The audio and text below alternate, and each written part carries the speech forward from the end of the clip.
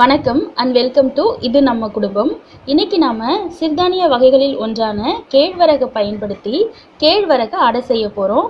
வாங்க எப்படி செய்யறதுன்னு பார்க்கலாம். கேழ்வரகு மாவு 200 கிராம் எடுத்திருக்கேன். 3 கைப்பிடி அளவுக்கு முருங்கைக்கீரை வச்சுருக்கேன். முருங்கைக்கீரையை நம்ம கேழ்வரகு மாவோடு சேர்த்து செய்யும்போது எல்லா இரும்பு சத்தையும் நம்ம உடம்பு ஈஸியாக அப்சர்வ் பண்ணிக்கிறதுக்கு இந்த கீரை ஹெல்ப்ஃபுல்லாக இருக்குது. அதுக்காக தான் நம்ம கீரை ஆட் பண்ணுறோம். 3 வெங்காயம் பொடி பொடியாக நறுக்கி வச்சுருக்கேன்.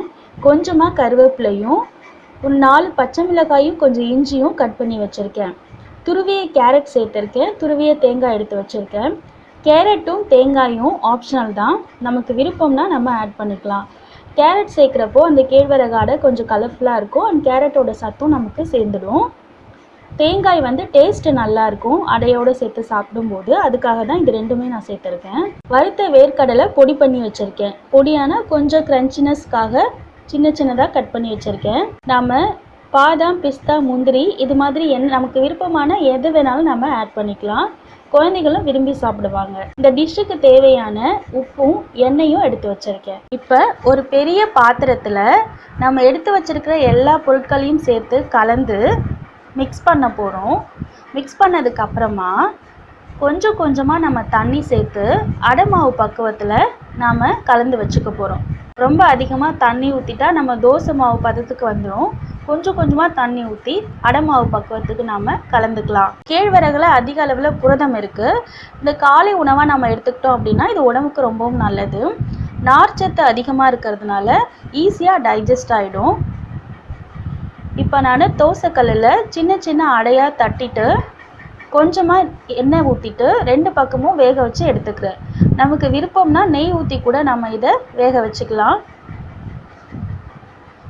தவாவில் டைரெக்டாக தட்டியும் எடுத்துக்கலாம், இல்லைன்னா சின்னதாக வாழை இலை வச்சு அதில் தட்டிட்டு அதுக்கப்புறம் கூட நம்ம தவாவில் போட்டு வேக வச்சுக்கலாம். நம்ம ரத்தத்தில் இருக்கிற சர்க்கரையோட அளவை கட்டுப்படுத்துறதுனால சுகர் பேஷண்ட்டோட டயட்டில் இதை நம்ம ஆட் பண்ணிக்கலாம்.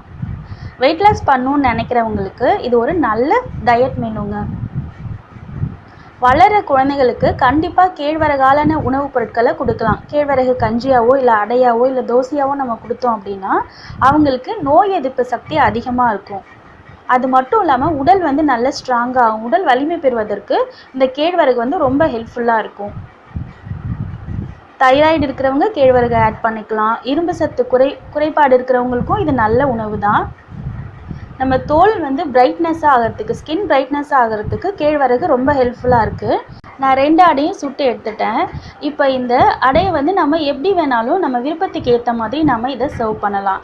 ஒரு அடைக்கு மேலே கொஞ்சமாக தேங்காய் துருவல், கொஞ்சம் கேரட் துருவல், கொஞ்சம் வெங்காயம், அப்புறம் சிறிதளவு வெல்லமும் சேர்த்து அதுக்கு மேலே இன்னொரு அடையை வச்சு ஸ்டஃப் பண்ணி கொடுத்தோம் அப்படின்னாக்கா இது கேழ்வரகு சாண்ட்விச் மாதிரி நல்லாயிருக்கும். பசங்களும் விரும்பி சாப்பிடுவாங்க. நிறைய சத்துக்கள் இருக்கிற இந்த கேழ்வரகை கண்டிப்பாக நம்மளுடைய உணவில் நம்ம சேர்த்துக்கணும்.